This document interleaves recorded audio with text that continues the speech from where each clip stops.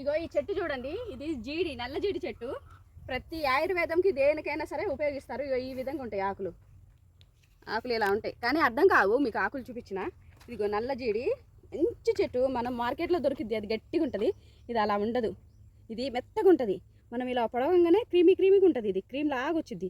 ఈ ఫ్రూట్స్ తింటారు, పక్షులు బాగా తింటాయి, మనం కూడా తినొచ్చు. ఇగో ఇవన్నీ నల్ల జీళ్ళు.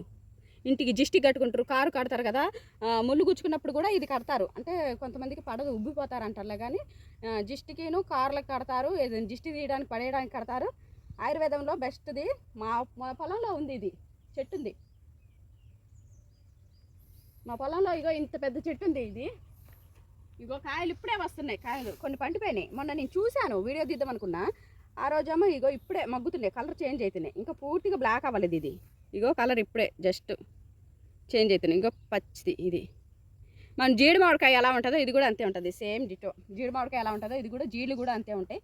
ఈ జీళ్ళు ఏమో ఆయుర్వేదంకి ఉపయోగిస్తారు, చాలా మంచి మెడిసిన్ ఇది. ఇది మన పూర్వం రోజుల్లో మంచి మందుగా పనిచేసేది. ప్రతి ఒక్కరి ఇంట్లో ఇది దాచిపెట్టుకునే వాళ్ళు. ఎందుకంటే అడవిలలో పని చేసుకుంటారు, ఏ ముళ్ళు అలాంటివి గుచ్చుకున్నా కూడా ఇది కాల్చి పెట్టేవాళ్ళు. అందుకోసం ప్రతి ఒక్క ఇంట్లో ఉండేది ఇది పూర్వంలో. ఎందుకంటే అడవిలో తిరుగుతారు కాబట్టి ఇలాంటి సేకరించుకొని ఇంట్లలో పెట్టుకునే వాళ్ళు. మంచిది కూడా అంటారు. ఇది మా పొలంలో ఉంది ఈ చెట్టు.